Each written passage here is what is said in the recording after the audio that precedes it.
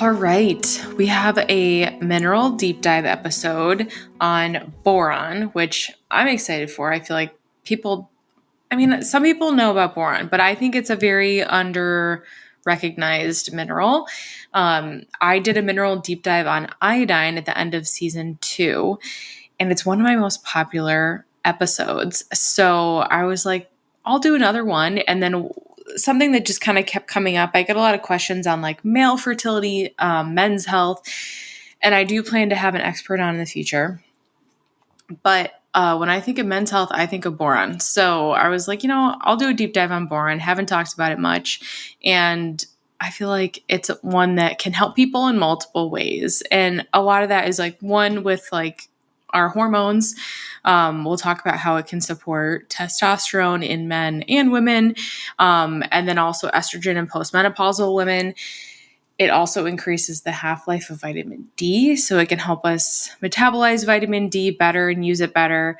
It's great for inflammation. It's good for yeast. Like there are so many benefits with boron, and that's why this episode is titled Nothing Boring About Boron. That's actually the title of a research article too. That's why I like thought of it, and I was like, I'm pretty sure I didn't make that up, and it turns out I did not. So it was one of the research articles that I read. And I'm going to mention a lot of studies in this episode. You can find them all in the show notes. So I organized them by topic. And that's what I'll do for the mineral deep dives. I shared a lot with the iodine too, just because it's, when you're making lots of claims, I get it. You guys want to nerd out and check them.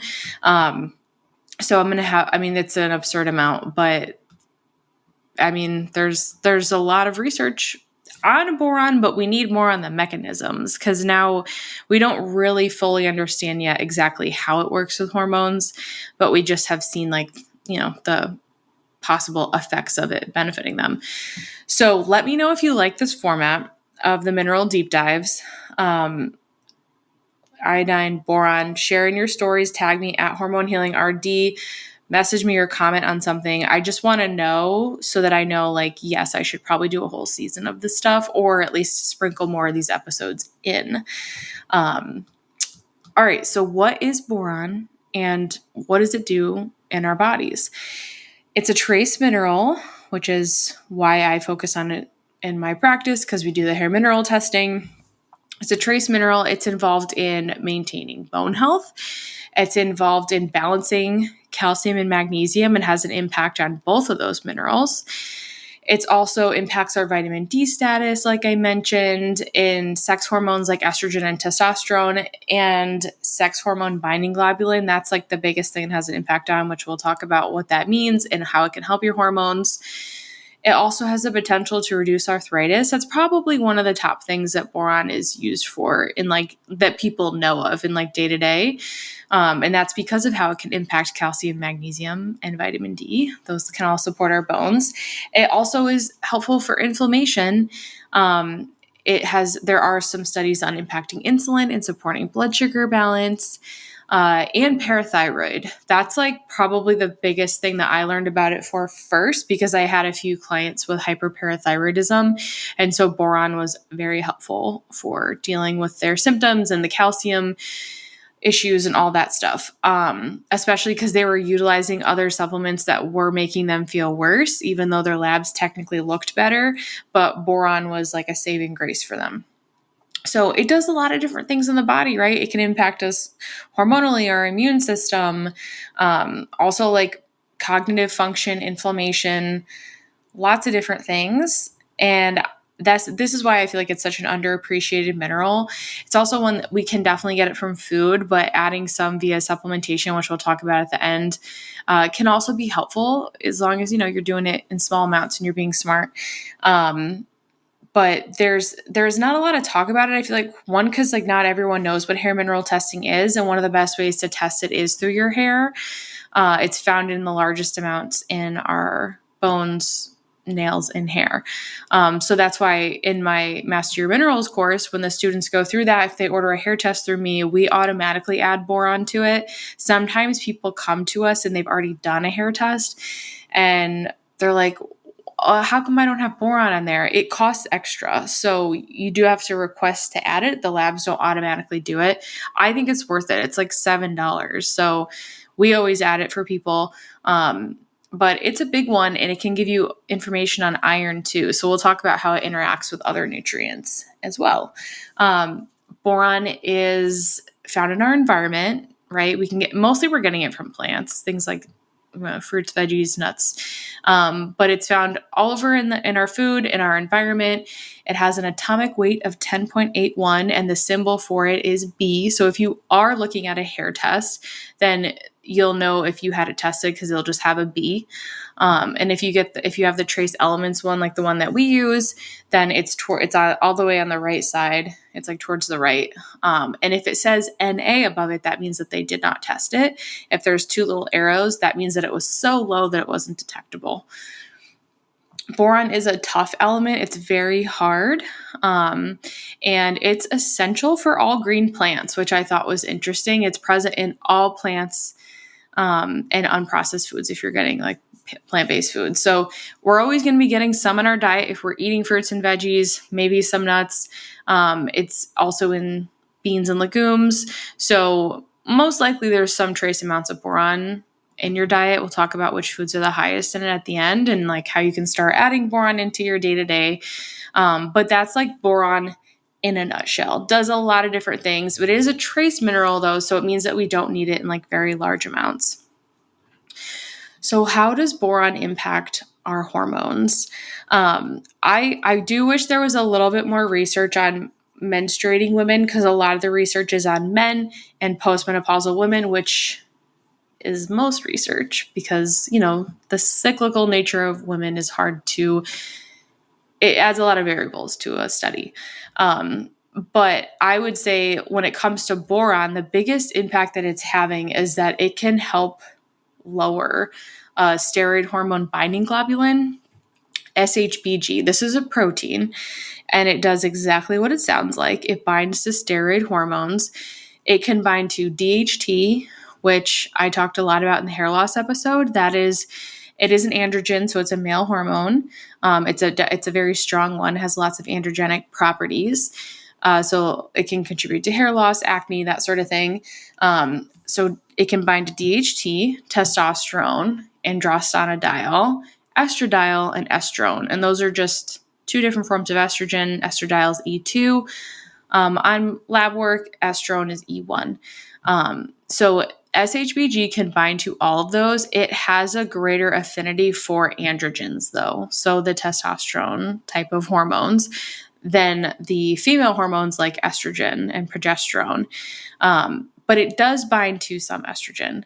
It has like that hierarchy, though. So typically it's going to bind to androgens first, and then it'll bind to estrogens if it is too high. And research has shown that when we supplement with boron, it can lower SHBG levels, and that can lead to higher levels of things like testosterone and estrogen testosterone in men, and then an estrogen in postmenopausal women. And there's a study that was done on 8 men. It was 6 hours. So the thing I thought was cool about it is it looked at hourly and weekly and how that affected the levels. So this is straight from the study. 6 hours of supplementation showed a significant decrease on sex hormone binding globulin, high sensitive CRP, which is like an inflammatory marker, and TNF alpha levels. After 1 week in samples taken at 8 a.m. only, the mean plasma free testosterone increased and the mean plasma estradiol decreased significantly. So this was in men. So the increased their testosterone and it decreased their estrogen, which is what you would want. The DHT, cortisol, and vitamin D were also elevated were elevated. All concentrations of all 3 inflammatory biomarkers decreased after supplementation. So cortisol, DHT, which is another androgen, and vitamin D all improved, like went up. And then the other markers like the CRP and the TNF alpha, those are inflammatory markers, those improved. So that's why it was such a profound study. One, because they had never seen the effect of testosterone increasing in humans. Obviously, this is only done on 8 men, but I still think that this is significant, especially because they did it on the 6-hour basis and then after 1 week. That's not even that long of supplementation, and they saw a significant difference. But a lot of it's because it's lowering that SHBG. So if you have less of this binding protein and it's not binding to as many androgens, that leaves more free testosterone available for use. And then there's also some studies on like perimenopause, not just postmenopause, but it shows that increase in estrogen. And that's why, boron is helpful for bone health and recommended in postmenopausal women because it keeps that estrogen higher, which is important for bone formation. But then it's also helping with decreasing inflammation, and it helps with calcium and magnesium and phosphorus and getting those into the bone. So many different components there. They also found that boron supplements significantly increase testosterone in postmenopausal women as well. A lot of women that are postmenopausal and no longer cycling experience low testosterone levels along with estrogen and progesterone, and that also can affect their libido, give them unwanted symptoms. So this is another one where it's like there were a lot of benefits, even if it wasn't like the same as using like hormone replacement therapy, like HRT or something. The other cool thing with hormones and boron, and that I mentioned this in the beginning, like one of the reasons I got so into boron, I wanted to talk about it, was for male fertility. Testosterone, of course, but it's also been shown to be helpful for preventing birth defects, which I found very interesting, and I'll link the study. And then when it comes to male fertility, it's important for sperm count and motility. So like how well that sperm is moving to the egg. And I had a friend that her husband had low sperm count and poor motility, and he was about to get procedure done to help with that. And I was like, try the boron first. And it did actually help his sperm count. I'm not sure about the motility, but I do remember his sperm count increasing, and he didn't do a crazy amount. I'll talk about supplementation at the end, but he started off at like 6 milligrams a day. He went up to 9. And I think he only did it for like 2 months, and that really helped with their conception. So boron is huge for men. I get a lot of questions on what should my husband be doing to prepare for conception and fertility. I'm always saying boron. Selenium is also helpful for sperm. But that's how boron is impacting our hormones. So this is one that I do really like for postmenopause for women, mainly because, yes, it's going to support estrogen, but it's also really important for bone health. And it's one for men too. That's great. It's going to help have more free testosterone available, can lower inflammatory markers. I mean, who doesn't want, and improve vitamin D status? Like, who doesn't want that? So that's hormones. When it comes to our parathyroid gland, so like a different type of hormone that we're making, boron can actually help with hyperparathyroidism. And it has been suggested that boron is to the parathyroid gland how iodine is to the thyroid gland. So if you listen to the iodine episode, then you know how important iodine is for making adequate thyroid hormone. And when we don't have enough, we have a deficiency, we can experience both hypo or hyperthyroidism. And so a lot of research has suggested that that's what boron is to the parathyroid gland. We need to have adequate levels.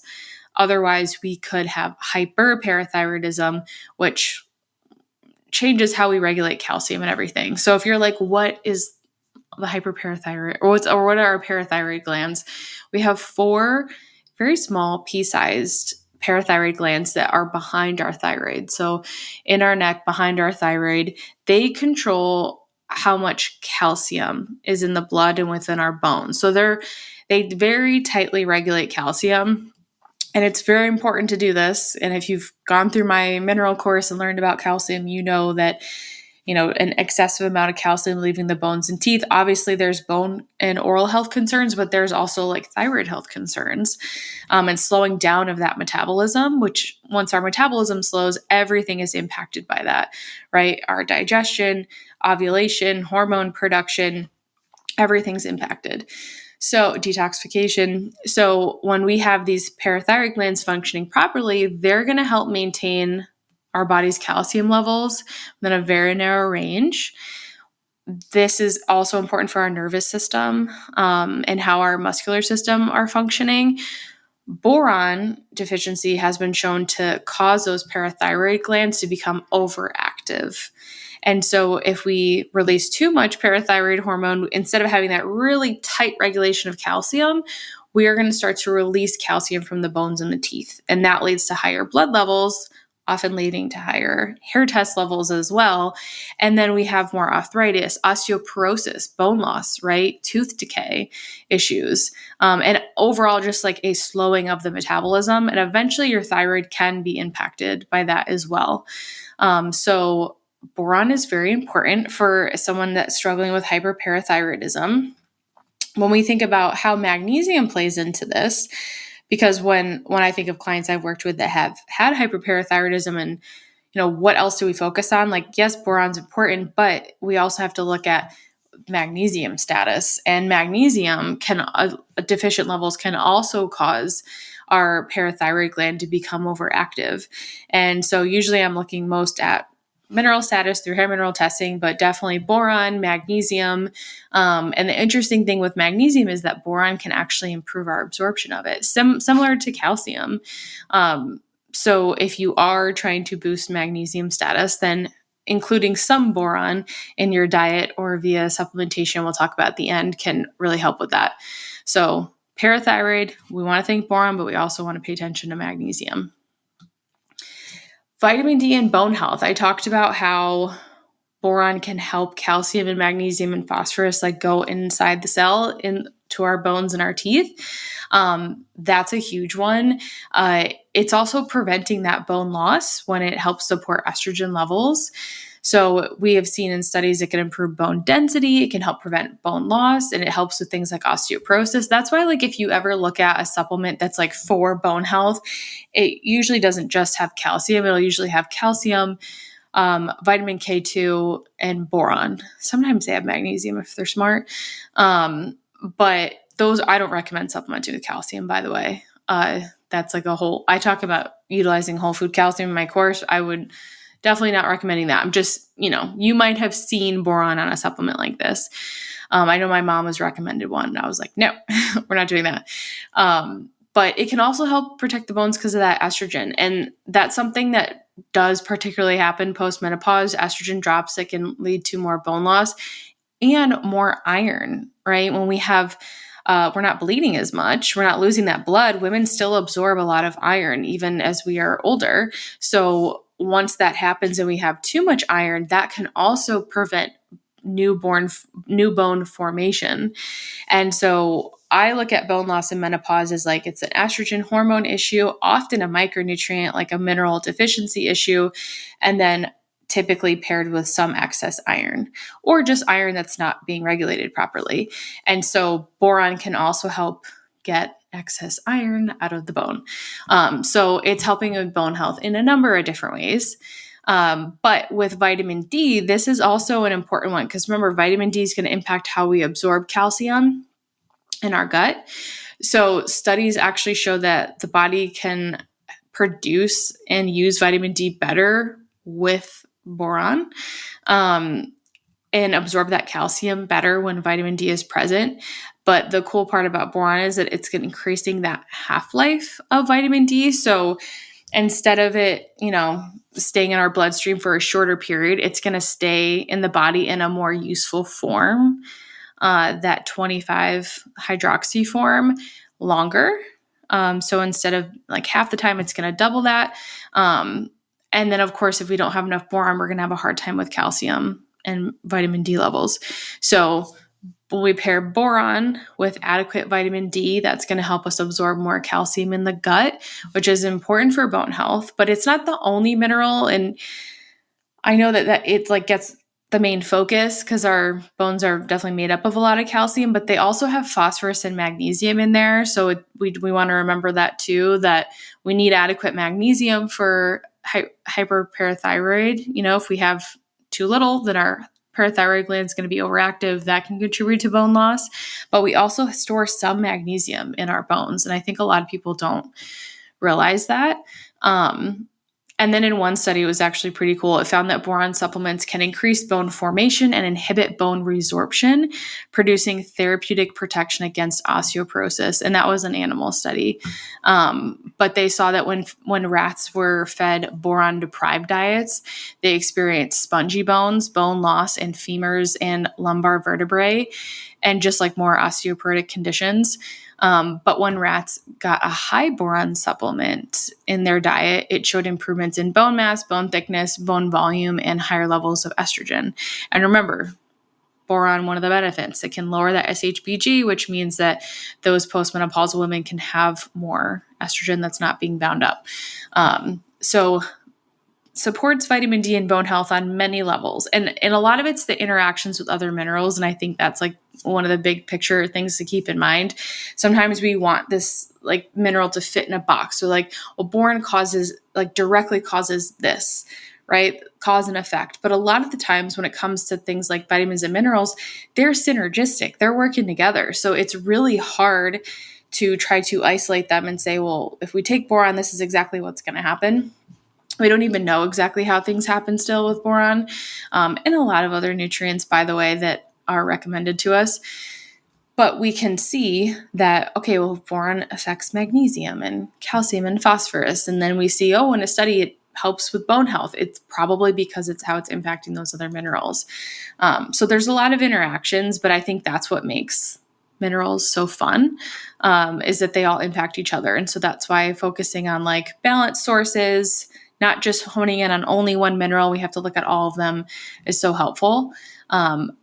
Blood sugar and insulin, boron has been shown to reduce inflammation in the pancreas and preserve pancreatic beta cells. So the beta cells, that's what releases insulin when we eat something that has carbohydrates in it. So we eat the carbohydrate, gets broken down to glucose, our pancreas releases, the beta cells release insulin, and that insulin helps get the sugar out of our blood and inside our cells. And that is how we keep a stable, healthy, balanced blood sugar. When we don't have enough of that insulin releasing, that sugar will hang out in our blood, create inflammation. It can damage our organs and like have lots of long-term issues. So the fact that we can reduce inflammation with boron in the pancreas and preserve that function for someone with like type 1 diabetes, I would say like that's amazing news. It's something I do think with boron, like we might eventually see work with someone that uses insulin. Maybe in the future it'll be recommended. If they keep doing this research, I could totally see how it'd be either in like a supplement or paired with a medication that helped insulin, since it's, part of the process is helping reduce that inflammation and preserve the function. It also appears that it can help with the metabolism of carbohydrates and the production of insulin. So the more stable we can keep that blood sugar, the more stable our insulin is going to be.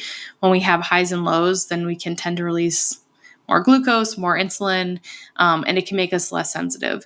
So boron can actually help with the pancreas, but also with how our body is using the carbohydrates. So it kind of hits it from two different angles. But I think one of the key things is the inflammation. And it's interesting because there aren't like a ton of studies like just on inflammation. A lot of it's like blood sugar or bone health, or even like yeast in the immune system.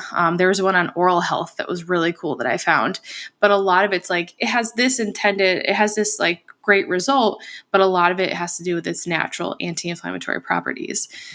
So it just shows you like how important it is to consider inflammation, no matter what area of the body or system we're looking at.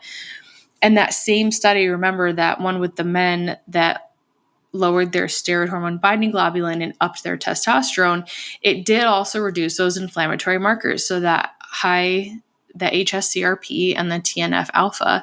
And those are biomarkers that did decrease after supplementation, both at the 6-hour mark and at the weekly mark. So that's just neat. It's just cool to see that those markers improve just with boron supplementation, like they didn't do anything else.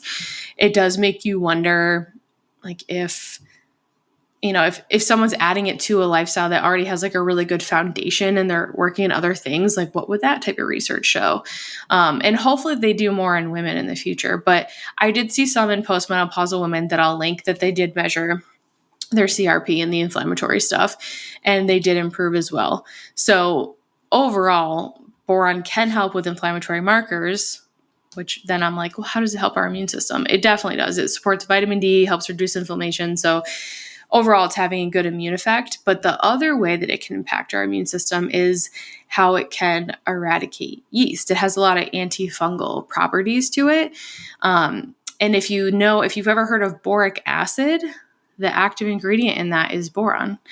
And a lot of people will use boric acid suppositories for yeast infections. I've also used boron internally for candida with people, amongst other things. But boron has been shown in research to work better than something based off like nystatin. I'm not going to say the name because I don't want to get in trouble, but it has been more effective than your typical insert for yeast infections, like the cream-based ones that are very messy. And there was a double-blind comparison study that looked at boron it's a powder that was encapsulated in a gelatin capsule.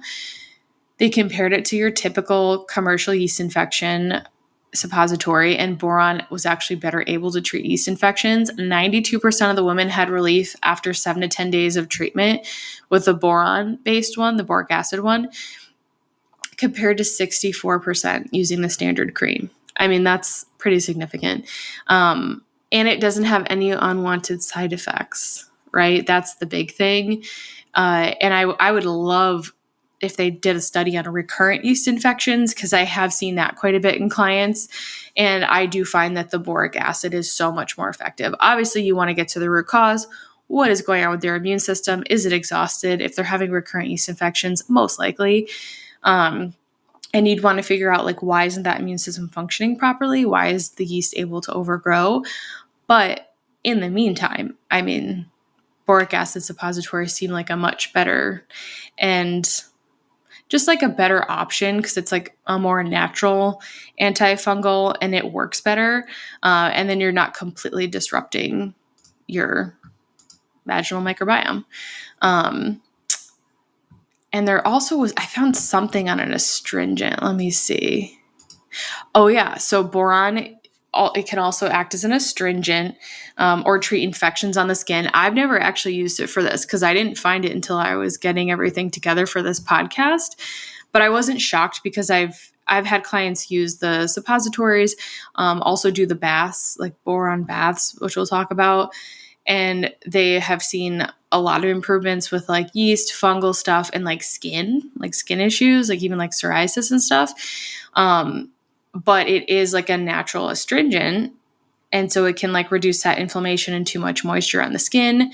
But it's also why people will use it as like an eye wash. Like if they have a sty in their eye, you could mix, whether it's like a liquid boron supplement, and I'll share some of my favorites at the end, or like a powder with water. You can use it as an eye wash or put it on, like when I think of somebody having like a sty in their eye, typically you put it on like a washcloth. And like a warm washcloth, put that on your eye. But yeah, it can help kill the bacteria there too. So because it can support, it's antifungal, it can support yeast eradication, it has some antibacterial properties, can reduce inflammation. All those things are great for your immune system, right? And having a healthy gut and vaginal and skin microbiome.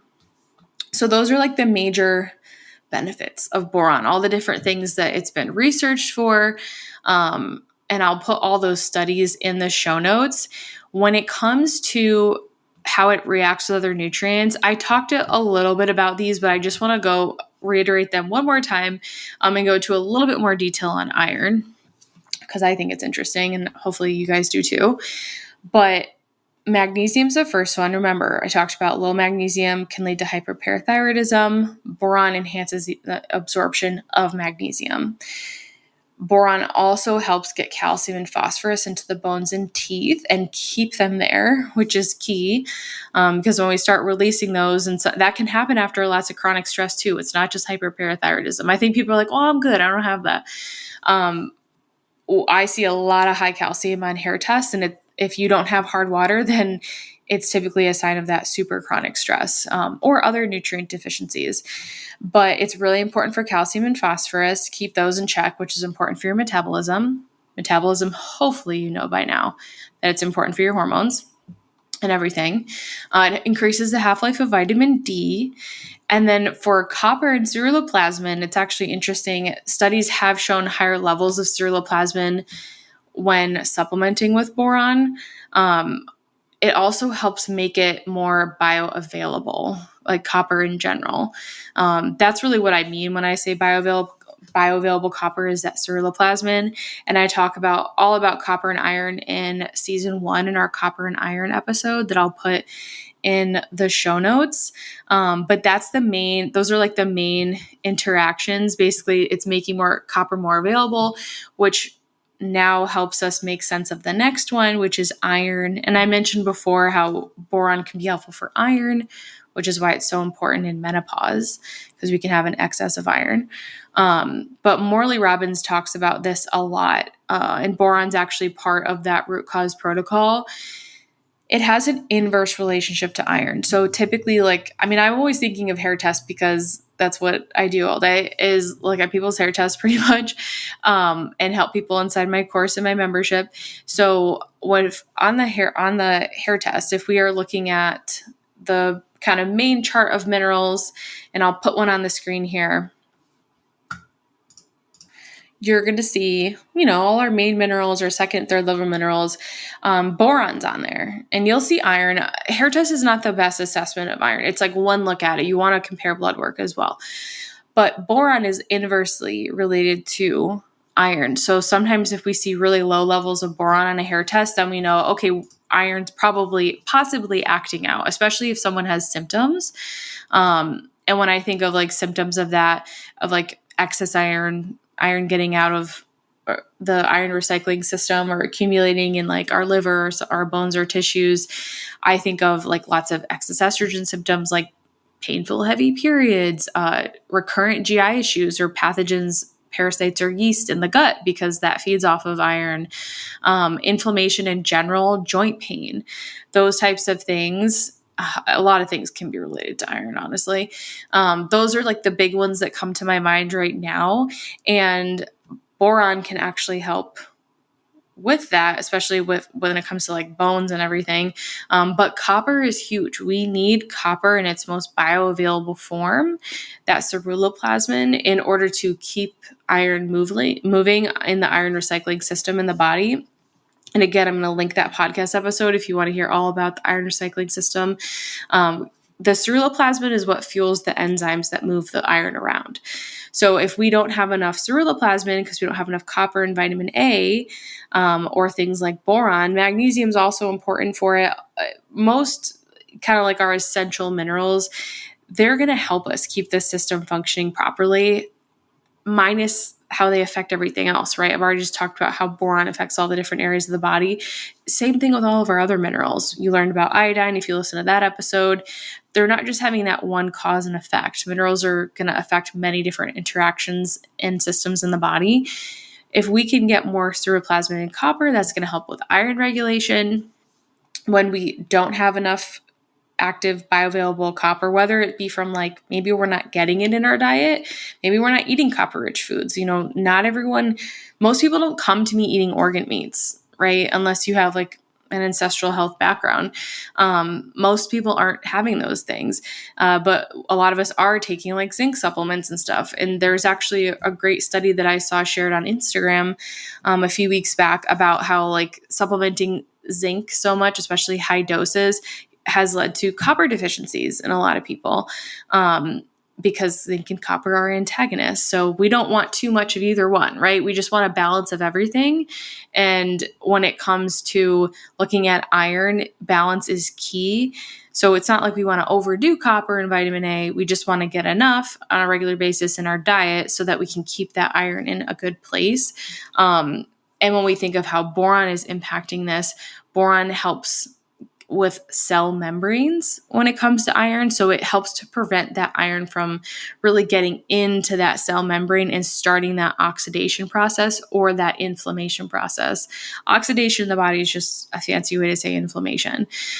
So boron helps prevent that, because really iron should be staying inside the iron recycling system when it starts to get outside of that and accumulate in different places because we have nutrient deficiencies or an imbalance in nutrients, that's when we start to see inflammation in the body.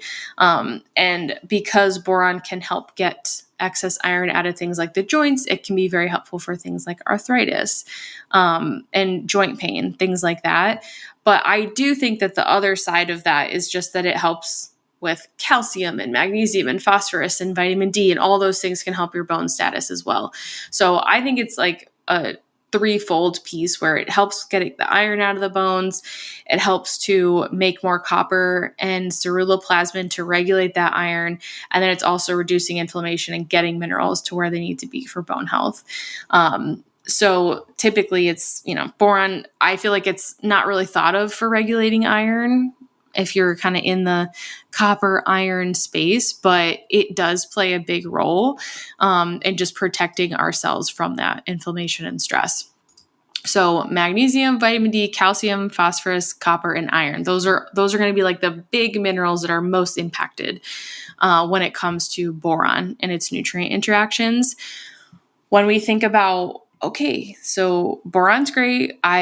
Maybe you've looked at some of the studies that I shared in the show notes. Maybe you're just taking all this information in and you're like, but how do I know, like, if I need more boron, how much boron are we supposed to take in our diets or in supplements? And I always like to go to I mostly think it's entertaining to look at RDA's recommended daily allowance for nutrients. And I did a whole series on Instagram about these. It was pretty high up my soapbox there because a lot of times when I recommend like minerals or I never give exact amounts, but like say I'm recommending to like how to boost a mineral, but then someone will always ask like, what the RDA says like magnesium's only like 400 or something. And this supplement has like 800 in it. Or I'm taking this much from a supplement. Should I take less since the RDA is less? And I always like to remind people the RDA is based on healthy people and what their dietary intake is. So it's meant to, one, everyone is different. So there's no bio-individuality in that. And then two, it's not like curing disease, it's technically preventing it. So if someone already has a boron deficiency, then there is no RDA for boron. Spoiler alert, because they say that there's not enough research. But like magnesium, for example, is like 400 to like 440, depending on your age and pregnancy, lactation, all that stuff for women. So if someone has a magnesium deficiency, that's not going to be enough, most likely, for most people to replenish and fix that magnesium deficiency. That's more like if you're starting from the beginning, you're healthy, you don't have any health concerns or health history, that's the amount that is like considered safe for someone to prevent disease. So RDAs are based on healthy people preventing disease, not curing it. Adequate intake, that is when it's a level that helps to ensure nutritional adequacy, but there's not enough evidence to make an RDA. So they just say, here's what we think is adequate intake for it. And if there's an estimated average requirement in year, this is average daily level intake estimated to meet the requirement of 50% of healthy individuals, usually used to assess the nutrient intakes of groups of people and to plan nutritionally adequate diets for them. So it's not the same as the RDA, but it's kind of like RDA. If we don't have that, we have an adequate intake. If we don't have that, we usually have an estimated average requirement. And then there's a tolerable upper intake level. So what's the upper limit for that nutrient? And pretty much all micronutrients have these. And boron doesn't, because they're like, oh, we don't have enough data. I feel like, I'm sharing a lot of data with you guys in this episode. I feel like it needs to be revisited, but they do have a what's considered safe. So there's no recommended intake. I would say like if you talk to most like conventional medicine doctors, it's usually going to be between like 3 to 5 milligrams a day, which is not a lot, right? That's like a small amount, but boron's a trace mineral. If we look at what's considered safe from the World Health Organization, it's 1 to 13 milligrams a day.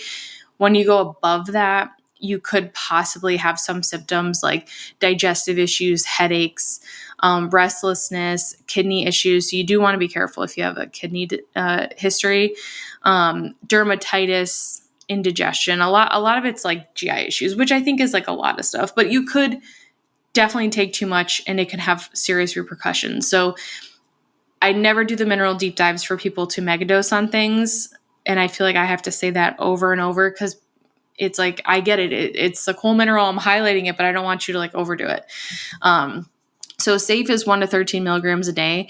In practice, like what I typically see, is that depending on like what someone has going on, usually like that 6 to 9 milligrams can be very beneficial. Some people need closer to like 12. I know some people really go high with boron. They'll go to like 20, 30 milligrams. I've never felt the need to do that with someone. And it's still not that high, right? The only time that they've ever seen boron be fatal is if you're taking like 15 to 20,000 milligrams. So if we're thinking 15 to 20 milligrams, that's like, so even that high of a dose is really not that high. But typically I see between 6 and 9 milligrams a day is helpful depending on like what you have going on. Usually like when I think of like arthritis, osteoporosis, menopause, I see closer to like the 9 milligram to 12 milligram range. And a lot of that just depends on that person's health history, right? Like how much inflammation do they have? How has their iron and mineral status been for the majority of their life? Are they very depleted right now? It really depends on that. And I always recommend doing hair mineral testing because then you can see, what are my levels? Do I really need this? Is my iron out of balance or other minerals out of balance? I do love using it too if someone has very high calcium and they're having a hard time getting that down. Boron's very helpful for that. And for men, it's like one of the first things I recommend for men because especially if they have like fertility concerns. And I'll put a little chart too from the National Institute of Health, and it has like a tolerable upper intake level based on age for men and women. It goes up to 20 milligrams. So again, like that's not like a mega high dose. I just personally don't like doing crazy high doses of minerals because remember I talked about they are synergistic, right? So like one mineral is going to impact another. Just because you don't have like awful symptoms doesn't mean you want to keep doing it. So how can we get enough boron in our diets? It can be challenging. A lot of it I really like to think about is like really prioritizing those plant-based carbohydrates. That is key. I mean, I talked about this for minerals in general, right? Like potassium, very rich sources in plant foods, fruits, right? Fruits are also a great source of boron, turns out. Avocado, which also has magnesium, which nature is so smart, right? Because boron helps us absorb magnesium better. So like prunes, lots of any dried fruit's going to have more boron. Avocados, peaches, grapes, apples, nuts do typically have a good amount of boron. I would just, make sure they're raw or sprouted if you can. Peanuts are a great source. Milk, honey, cooked spinach. Spinach has a good amount, but you're not going to absorb as much if it's not cooked. So those are definitely like the top foods that have the most. Beans and legumes are really up there though. So, and I love incorporating those for fiber to support our bile and estrogen removal from the body.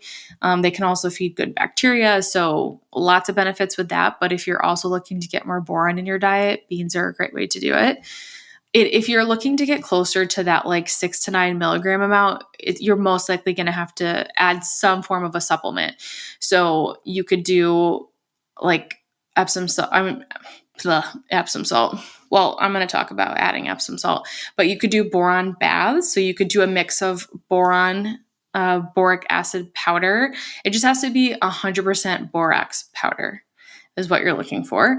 And I will link it in the show notes, the one that I get on Amazon. So 100% borax powder. You would add that and then Epsom salt. You could add baking soda if you want. It's up to you. That can make it that a little bit more detoxifying. But I just like to do Epsom salt and borax powder. So if you're going to do like a whole bath, then I would say like 2 cups of Epsom salt. Start with 1 teaspoon of borax powder. So what is borax powder? How much boron's in it? Basically, borax is a combination of sodium, boron, oxygen, and hydrogen. And 1 teaspoon of borax powder is going to have about 1 gram. Let me say that again. I'm actually going to start this whole part over again and fix this link quick.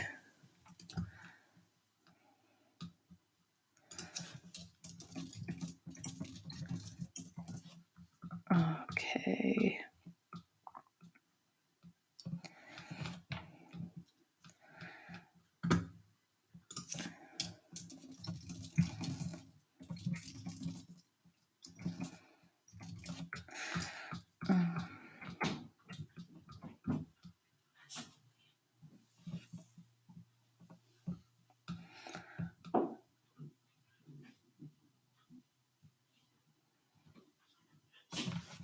So one of the ways you can increase your boron intake, it's not really intake, it's soaking, but you can do boron baths or foot soaks.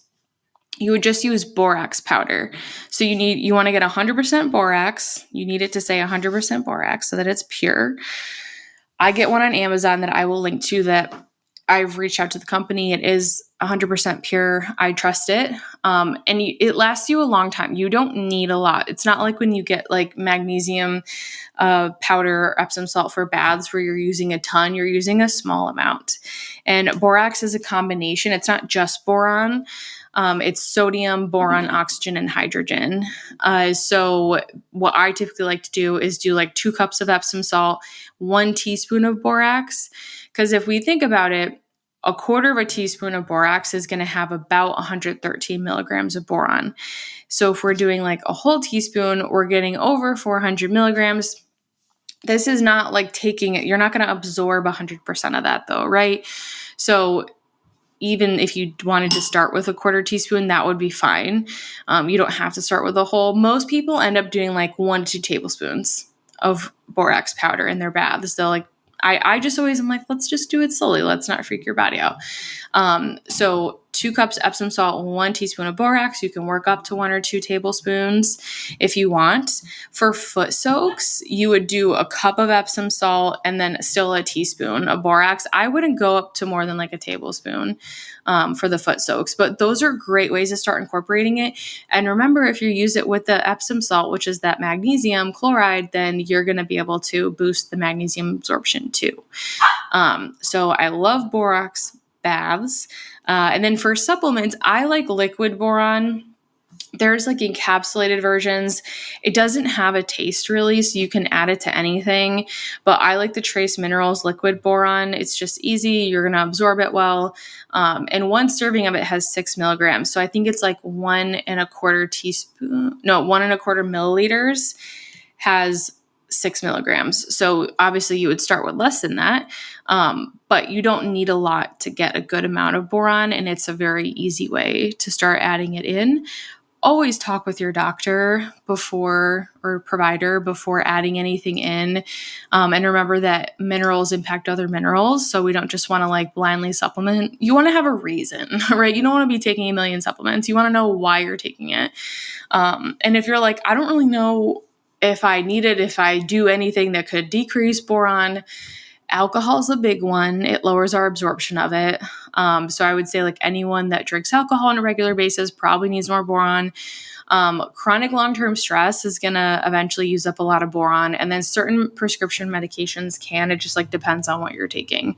It's more that they inhibit that absorption. So chronic stress, alcohol, certain prescription medications. And when we want to assess boron status, again, I really like hair testing. I have my Master Your Minerals course. You could purchase a hair test when you get the course, or you could buy it later if you want. You can also just get hair tests online. I feel like I've had people do that and then go through my course. You don't have to get it through me, but hair tests are not super straightforward. They're showing us your body's natural response to stress. So it's not like something's high, it means you need less of it. It's usually a loss. Not always, but a lot of the times it's showing how much you're using of the mineral. And it's also looking at the last few months. So hair testing is nuanced. That's why I made a course that teaches you how to interpret and understand your hair test. But if you are going to get one done, I really like Trace Elements. labs, I think they're the best. You just have to make sure you add boron. You have to request it. You do have to get it like through some type of provider though. So you can always go to my website. I always share, there's always a link in my description box to learn more about the course if you want to, or minerals in general. But that is definitely my favorite way to look at boron. Most of it is in the bones, hair, and nails. So like blood is not super accurate. Like even, let me see, what does it have a percentage? The lack of substantial changes in blood boron levels in response to large increases in dietary intake suggests that the body maintains boron homeostasis. Yeah, so it's just one of those things. I wouldn't spend money on a blood test for boron. Hair and nails is going to be the best. And if you do a hair test, you can also take a nail sample. It doesn't have to be hair. But that is boron in a nutshell. So it's going to help with hormones. It can help with male fertility. It can help women in that postmenopause season. It can help with bone health, inflammation, oral health. It is a natural antifungal like boric acid for yeast infections. It interacts with other nutrients like calcium, magnesium, phosphorus. It can help us make more bioavailable copper, and it can help us keep iron in check. Safe amounts are 1 to 13 milligrams a day is what's considered safe.